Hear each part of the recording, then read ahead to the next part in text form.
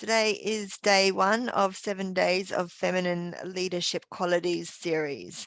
And number one is patience.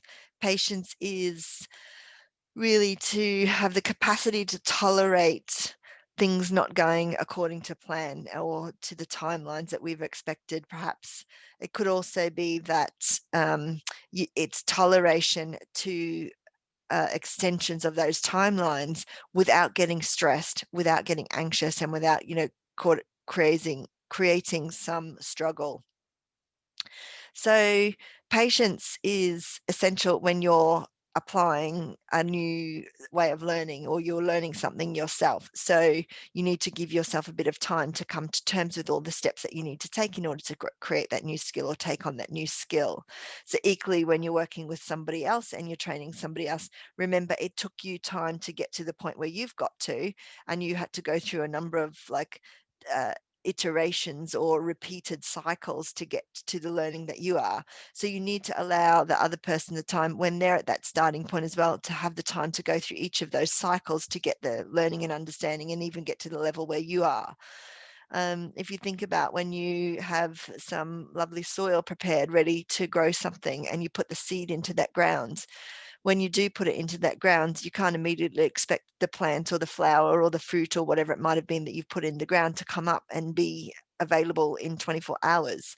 It doesn't work like that. So what you need to do is nurture that soil, be patient with it, allow it the capacity and the space to grow, and allowing it the time and space to grow, allow the seed to crack open, allow the seed to pull out the plant to kind of spread out from that point and push up through the soil, and then start growing into a stronger, bigger, larger plant in order to be in a position where it reaches the maturity to be able to flower or to be able to produce a fruit. So, it takes time, and you need to apply patience to allowing these things to happen.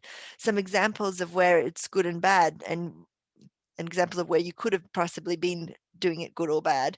Um, think about when you had to learn about maybe using a computer. Somebody had to teach you at the very beginning from a zero set of skills to what you've got today.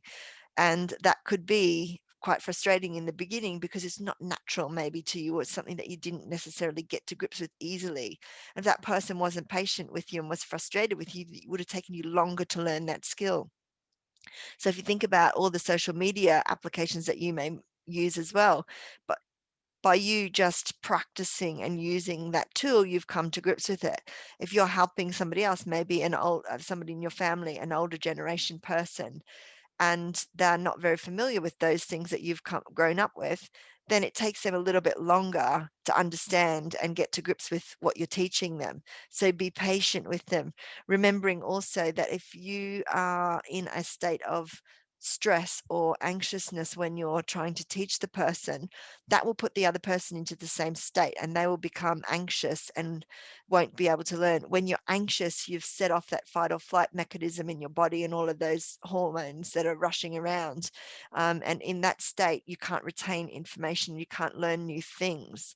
So it's really important that we're patient when we're learning new things, patient with ourselves for learning new things, and patient with others, so that we can impart that knowledge and share our wisdom with other people. Without patience, it's going to take you a lot longer to teach the other person or to learn it yourself, remember. So comment below how you have had to use patience in your leadership and how you've been able to do that and how beneficial it has been.